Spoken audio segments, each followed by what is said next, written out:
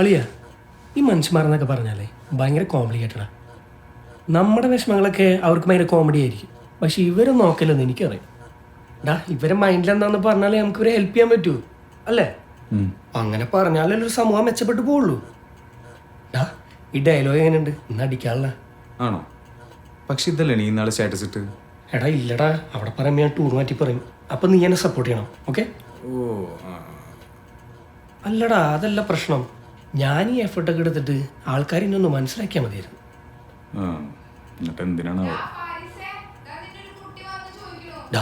ഓള് വന്നിട്ടാ, ഞാൻ ഒന്ന് പോയി നോക്കിയിട്ട് വരാം.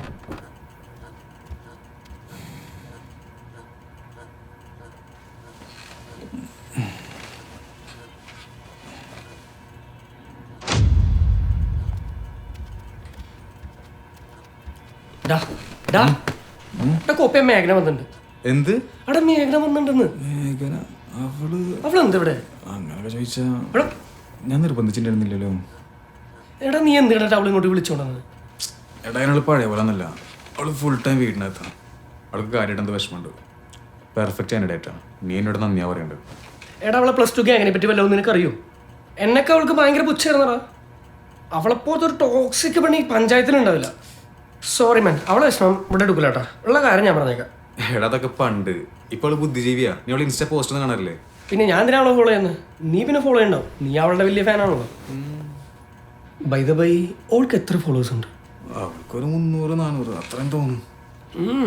പത്തറ്റിക്. എനിക്ക് 1036 ഉണ്ട്. എടാ നീ ഇങ്ങനെ പറയില്ലേ, അവള് പാവാ. ഒന്നല്ലെങ്കിൽ നമ്മൾ ആൾക്കാരെ സഹായിക്കാനല്ലേ ഈ പരിപാടി വെക്കണം.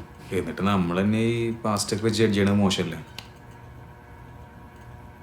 വന്നതൊക്കെ ഓക്കെ, അല്ലെങ്കിൽ ഞാൻ ആരും ഒഴിവാക്കാറൊന്നുമില്ല. ഇനി എൻ്റെ കുറച്ച് ഫ്രണ്ട്സ് വരാനുണ്ട്. അവർ വന്ന് കഴിഞ്ഞിട്ട് അവളെ മൈൻഡ് ചെയ്തില്ല എന്നുള്ള പരാതി നീ എന്നോട് പറയരുത്, മനസ്സിലായോ? ഷുവർ. എന്നാ കൊള്ളാം.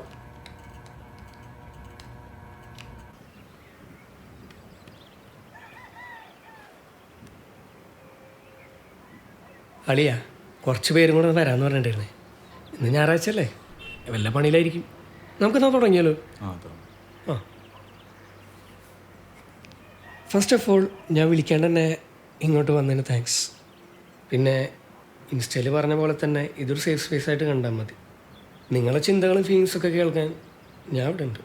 ഇവിടെ ആരും നിങ്ങൾ ജഡ്ജ് ചെയ്യാൻ പോകുന്നില്ല. പിന്നെ കരയേണ്ടവർക്കൊക്കെ കരയാട്ടോ. So gentlemen, welcome to the emotional club.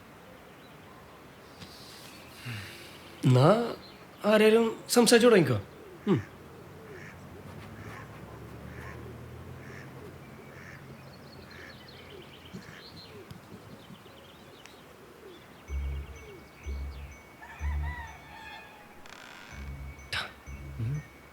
എന്തേലൊന്ന് പറഞ്ഞ ഞാനെന്ത് പറയണം? അവളോട് ചോദിക്കും. അവിടെ വേണ്ട, ചോദിക്കും. അതെ, എന്തേലും പറയും. അല്ല, വിഷമങ്ങൾ തന്നെ വേണമെന്നില്ല കേട്ടോ. ജനറൽ ആയിട്ടുള്ള കാര്യങ്ങളായാലും മതി. ബേസിക്കലി ഞാൻ അല്ല ആഷിമ, എൻ്റെ മുഖത്ത് എന്താ ഭയങ്കര വിഷമം? ഈ പണ്ടിങ്ങനെ ആയിരുന്നില്ലല്ലോ. അനക്ക് എന്തോ വിഷമമുണ്ട്. ഈ ഞങ്ങളോട് പറയും.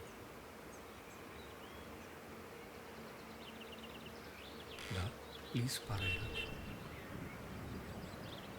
നിങ്ങൾക്കൊന്നും അറിയാത്തൊരു കാര്യമുണ്ട്. പണ്ട് കോളേജിലെല്ലാവരും രസിപ്പിച്ചും ചിരിപ്പിച്ച് നടന്ന പഴയ ഹാഷിം അവനിന്നില്ല. അവൻ വെറും ഓർമ്മകളുടെ ഹാഷ്യമായി മാത്രം മാറി. അല്ല, ഞാനൊരു ഇമോഷണൽ ഡെപ്ത് കിട്ടാൻ വേണ്ടി പറഞ്ഞാണ്. സത്യം പറഞ്ഞാൽ ഒരു 1.5 വർഷമായിട്ട് എൻ്റെ ജീവിതം എന്ന് പറയുന്നത് ഒരു മിഷയം പോലെയാണ്. പണിക്ക് പോകുന്നു, തിരിച്ചു വന്ന് ക്ഷീണിച്ച് കിടന്ന് ഉറങ്ങുന്നു. ഇതല്ലാതെ എൻ്റെ ജീവിതത്തിൽ വേറെ ഹാപ്പനിങ്സ് ഒന്നുമില്ല. ഒരു മിനിമം വേജസിൽ ഒരു മനുഷ്യനും വേണ്ടാണ്ട് ഇങ്ങനെ ജീവിച്ച് തീർക്കണമല്ലോ എന്ന് ഓർക്കുമ്പോൾ പേടിയാവുക. പിന്നെ ആകെയുള്ള കൂട്ടുകാരെന്ന് പറയാനായിട്ട് പണി സ്ഥലത്ത് കുറച്ച് അമ്മാവന്മാരാ. അവർക്കാണെങ്കിൽ ഞാൻ പറയണ കോമഡി ഒന്നും മനസ്സിലാവണില്ല. ഞാൻ എന്തെല്ലാം കോമഡി പറഞ്ഞിരുന്ന അതൊക്കെ പോയി ഇപ്പോൾ. അല്ലടാ, അപ്പം നിനക്ക് ജോലി ഇഷ്ടമില്ലെങ്കിൽ വേറെ വല്ല ഇൻട്രസ്റ്റുകളൊന്നും നോക്കായിരുന്നില്ലേ? എടാ അത് ശരിയാട്ടാ. ഇവന് എഴുതലൊക്കെ ഉണ്ട്, പിന്നെ എനിക്കും കുറച്ച് കഴിവുകളൊക്കെ ഉണ്ട്. അപ്പം നീയും എന്നെ പോലെ സെൽഫ് എക്സ്പ്ലോറേഷനൊക്കെ നടത്തി ഈ എൻ്റെ വഴിയുണ്ടെത്ത ആവശ്യമേ. ഒന്നാമത് ഞാൻ ഈ സിനിമയിൽ മാത്രമേ പാഷൻ സ്കില്ലൊക്കെ വെച്ച് ഒരാൾ രക്ഷപ്പെടാൻ കണ്ടിട്ടുള്ളൂ. പിന്നെ എൻ്റെ ലൈഫിൽ അങ്ങനെ ഒരു കഴിവും കാര്യങ്ങളൊന്നും ഇല്ലാത്ത കാരണം ആ ഒരു ബുദ്ധിമുട്ട് എനിക്ക് അറിഞ്ഞിട്ടില്ല. ജീവിതത്തിൻ്റെ അർത്ഥം കണ്ടുപിടിക്കുന്ന പരിപാടിയൊക്കെ ഞാൻ നിർത്തി. എന്താ പറയാൻ, ഈ വീട്ടുകാരെ ഓരോ പരിപാടി ഒപ്പിക്കും, അതിൻ്റെ ആഫ്റ്റർ എഫക്റ്റ് അനുഭവിക്കാൻ നമ്മളും. അല്ല, വേറെ എന്തെങ്കിലും വിഷമങ്ങളുണ്ടോ? തിരക്കില്ല, അലച്ചിട്ട് പറഞ്ഞാൽ മതി. ഏയ് ഇപ്പം തന്നെ ഞാൻ ഓവർ ഷെയർ ചെയ്ത്. പിന്നെ ഈ കഴിവില്ല എന്ന് പറഞ്ഞൊക്കെ എൻ്റെ ഒരു എളിമയായിട്ട് കൂട്ടിയാൽ മതി. എനിക്കൊരു അക്കൗണ്ട് ഉണ്ട്, ഞാൻ റീൽസൊക്കെ ചെയ്യുന്നതാണ്. ചേറ്റു ആശിം എന്നാണ്, പറ്റുകയാണെങ്കിൽ എല്ലാവരും ഫോളോ ചെയ്യും. ഒരു 6 പേരും കൂടി ആയി കഴിഞ്ഞാൽ എനിക്കൊരു 2.5K ഫോളോവേഴ്സ്. 2.5K. 2.5K ഇവനാ? ആഷിമേ, ഞാൻ നിന്റെ സൈക്കോളജി ഒന്ന് ഇവാലുവേറ്റ് ചെയ്തിട്ടുണ്ട്. അതിൻ്റെ റിസൾട്ട് പറയട്ടെ. മാർക്കും ഉണ്ടെനി. ആയിക്കോട്ടെ. ഹാഷിമേ, നിന്നെ ഇപ്പോൾ തീവ്രമായ വിഷാദ ചിന്തകൾ കൊണ്ട് മൂടപ്പെട്ടിരിക്കുകയാണ്. അത് നീ പോലും പറഞ്ഞിട്ടില്ല. പറഞ്ഞു വെച്ച് നോക്കുമ്പോൾ ഈയിടെ ആത്മഹത്യ പിടിച്ച് ചിന്തിക്കാറില്ലേ? ഹേയ് അങ്ങനെയൊന്നുമില്ല. വെൽ, നിന്റെ ജീവിതം ഇങ്ങനെ ആയാലും very very sorry man, but മനഃശാസ്ത്രം കള്ളം പറയാറില്ല. സംഭവം ശരിയാ, സമൂഹത്തിലൊരു വില ഇല്ലാണ്ടാകുമ്പോൾ ഇങ്ങനത്തെ ചിന്തകളൊക്കെ മനസ്സിൽ കിടന്നു വരും. പക്ഷേ എപ്പോഴും ഇതാവർ തന്നെ ചിന്ത. ഹെൽപ്പ് ചെയ്യാൻ ഞങ്ങളില്ലേ? ഒന്ന് നിർത്തോ, നിർത്തിക്കൂടെ ഇത്? എന്ത് നിർത്തിക്കൂടെയെന്ന്? ഇവിടെ സീരിയസ് ആയിട്ട് സംസാരിക്കുന്ന കണ്ടൂടെ? ഡാ പൊട്ട, നീ എന്തൊക്കെയാ പറയണെന്ന് വല്ല ബോധമുണ്ടോ? അതിന് മൊത്തം കേൾക്കാനുള്ള ക്ഷമ വേണം. എല്ലാത്തിനും അതിൻ്റെതായ ഫേസ് ഉണ്ട്.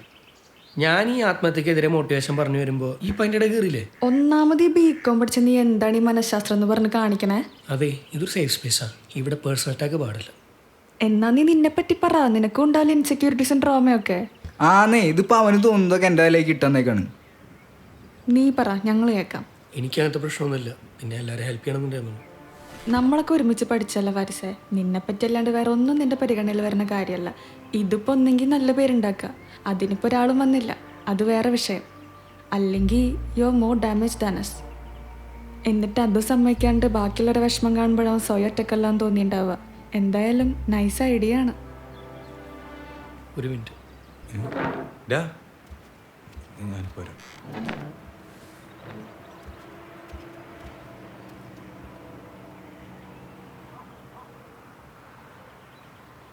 താങ്ക്സ്. താങ്ക്സോ? എന്തിന്? സംഭവം കുട്ടിയോ കുറച്ച് അബ്യൂസീവ് ആയിരുന്നു, പക്ഷേ എനിക്ക് വേണ്ടി അങ്ങനെ ആരും സംസാരിച്ചിട്ടൊന്നുമില്ല. ഓ, അപ്പോൾ ഇതൊക്കെ നിനക്ക് വേണ്ടി പറഞ്ഞാന്നാണോ വിചാരിച്ചേ? സത്യാവസ്ഥ എന്താണെന്ന് വെച്ചാൽ, ഞാൻ ആദ്യം വിചാരിച്ച് ഞാനും ഫാരിസും തമ്മിൽ ഒരേ വൈബാണ്. പക്ഷെ അല്ല, നമ്മൾ രണ്ടുപേരാ ശരിക്കും വൈബ്. അതുകൊണ്ട് ആ ഒരു അടുപ്പം വെച്ച് ചോദിക്കുന്നതെന്ന് വിചാരിച്ചാൽ മതി. കുട്ടി ശരിക്കും ആഴ്ചയിൽ എത്ര തവണ കരയും?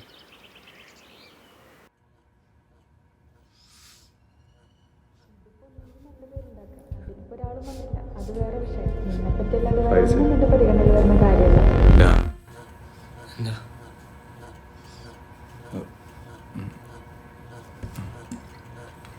കുറച്ച് വെള്ളം കൂടി. വേണ്ട.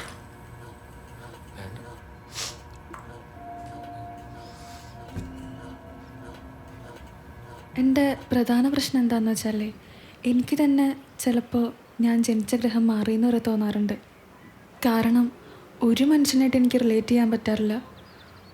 ഒന്നെങ്കിൽ അവരെന്നെ ഡിസപ്പോയിൻ്റ് ചെയ്യും, അല്ലെങ്കിൽ തിരിച്ച്. ജസ്റ്റ് ഒന്ന് പുറത്തിറങ്ങുമ്പോൾ പോലും പിന്നെ അങ്ങോട്ട് ഞാനല്ല എന്ന് എനിക്കറിയാം. ഓരോരുത്തർക്ക് വേണ്ടി അവരുടെ ഇഷ്ടത്തിന് അങ്ങ് അഭിനയിച്ച് നിൽക്കുക. ശരിക്കുള്ള എന്നെ ആർക്കും ഇഷ്ടാവില്ല എന്ന് എനിക്കറിയാം. എന്തിന്, എനിക്ക് തന്നെ എന്നെ ഇടയ്ക്ക് ഇഷ്ടാവാറില്ല. പക്ഷെ കുട്ടിയുടെ പോലെയല്ല, എനിക്കതിന് വീട്ടിലൊന്നും ഇരിക്കാൻ പറ്റില്ല. ഒരുമാതിരി ഫാമിലിയാണ് എൻ്റെ. ഇന്നാളെന്നെ ഒരു മിനിറ്റ്, ഞാൻ പറയാം. ഈ പാരൻസ് തമ്മിൽ ചേരായിക, അല്ലെങ്കിൽ കുടുംബത്തിൻ്റെ ആത്മാഭിമാനം പോണ രീതിയിലുള്ള പ്രേമം, അല്ലെങ്കിൽ ഹെവി കടബാധ്യത, ഇതിലേതെങ്കിലാണോ പറയാൻ പോണേ? ആ അതെ. ഓ, ടു പ്രഡിക്റ്റബിൾ. കേട്ടില്ലെങ്കിൽ വിഷയമുണ്ടോ? ഞാനൊരു കാര്യം പറയട്ടെ, നമുക്ക് ഈ പരിപാടി കഴിഞ്ഞ് ജസ്റ്റ് ഒന്ന് പുറത്തേക്ക് പോയാലോ? അല്ല പേടിക്കണ്ട, റൊമാൻസ് ഒന്നല്ല, ഞാൻ ഈ നെഗറ്റിവിറ്റി ഒക്കെ ഒന്ന് മാറാൻ വേണ്ടി പറഞ്ഞ. സഹതാപാവല്ലേ? എന്തിന്? ഈ വീട്ടിൽ തന്നെ ചടഞ്ഞിരിക്കുന്ന ആളെയും കൊണ്ട് പുറത്തൊക്കെ പോയി പുതിയ ആൾക്കാരെയും പരിചയപ്പെടുത്തി പ്രകൃതി ഭംഗിയൊക്കെ ആസ്വദിച്ച് അവസാനം കടലിൻ്റെ അവിടെ പോയി സൂര്യൻ്റെ മുന്നിൽ വെച്ച് കുട്ടി നമുക്ക് ആകെ ഒരു ജീവിതമല്ലേ ഉള്ളൂ, അതങ്ങ് ആസ്വദിച്ച് തീർക്കണം. ഇതല്ലേ ചേറ്റു ഹാഷിമിൻ്റെ ഉദ്ദേശം? വരണ്ടായിരുന്നു. ഡാ ഇനി പോയിക്കൂടെ? ശരിയായില്ല ഇപ്പോൾ. നീ എന്താ തമാശ പറയണോ? എടാ നമ്മൾ വിളിച്ചിട്ട് വന്നവരല്ലേ അവര്. നമ്മളല്ല, ഞാൻ വരണില്ല. നീ അവരോട് പോയി പറ. മോശം കിട്ടാ. എടാ എന്ത് മോശം? ആ പെണ്ണവിടെ ചെന്താ പറയാ നീ കേട്ടല്ലേ? എടാ നീ ഇപ്പം എന്നോട് എത്തിക്സ് പറയാൻ നിൽക്കുക. എൻ്റെ മെൻ്റൽ ഹെൽത്തൊക്കെ പൊളിഞ്ഞിരിക്കുക. ഞാനതിപ്പോൾ കാണിക്കണില്ല എന്നുള്ളൂ.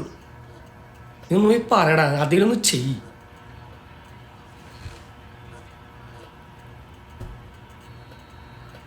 എന്താടാ നോക്കി നിൽക്കണ? പോയി പറയും.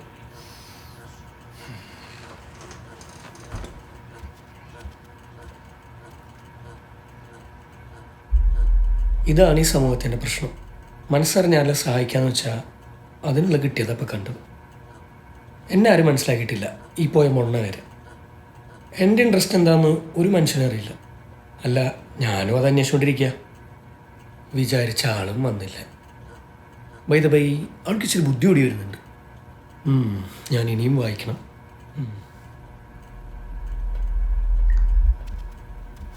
നിന്റെ അനാലിസിസ്. അവരെല്ലാവരും പോയി. ഇപ്പം എങ്ങനെയുണ്ട് നിന്റെ മെൻ്റൽ ഹെൽത്ത്? അത് ഞാൻ പറയാൻ വരികയായിരുന്നു. സത്യം പറയല്ലോ, ഈ തമാശ പറഞ്ഞ് കേട്ടിരിക്കണതൊക്കെ ഭയങ്കര ഓവറായിട്ടാണ്. ഞാൻ നേരത്തെ മനസ്സറിഞ്ഞ് കരഞ്ഞപ്പോഴേ നല്ലൊരു ആശ്വാസം കിട്ടി. ഇത് പരമായ സത്യം കേട്ടാ. തുടങ്ങി. എടാ, എന്നാലും നിന്നൊക്കെ കണ്ടിട്ടാ ഞാൻ ഈ പരിപാടി തന്നെ നടത്തി. എന്നിട്ട് നീയൊക്കെ എന്താ അവിടെ ചെയ്തേ? എടാ ഞാൻ എന്ത് ചെയ്യണമെന്ന് നീ പറയണേ?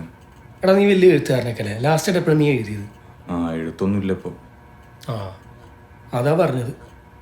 മൈ ഡിയർ കസിൻ, നമ്മുടെ വല്യമ്മ മരിച്ചതിന് ശേഷം നീ എപ്പോഴും ഇങ്ങനെ. ഞാൻ അറ്റ്ലീസ്റ്റ് പ്രൊഡക്റ്റീവായിട്ട് എന്തെങ്കിലും ചെയ്യാൻ ശ്രമിക്കുന്നുണ്ട്. നീയോ ഇങ്ങനെ ഒളിച്ചും മാത്രം നടന്ന് സിമ്പതി കിട്ടാൻ ബാറ്റ്മാനെ പോലെ നടക്കുക. എടാ, നല്ല പ്രായം പോയിക്കൊണ്ടിരിക്കുന്നത്. നീ എന്തെങ്കിലുമൊക്കെ ഒന്ന് ചെയ്യും.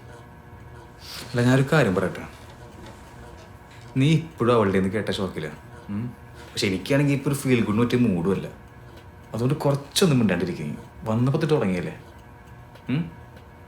നോ പ്രോബ്ലം മാൻ. പക്ഷേ ഈ എന്തെങ്കിലും ഉണ്ടെങ്കിൽ എന്നെ വിളിക്കണം, ഞാനുണ്ട്. ഓക്കെ?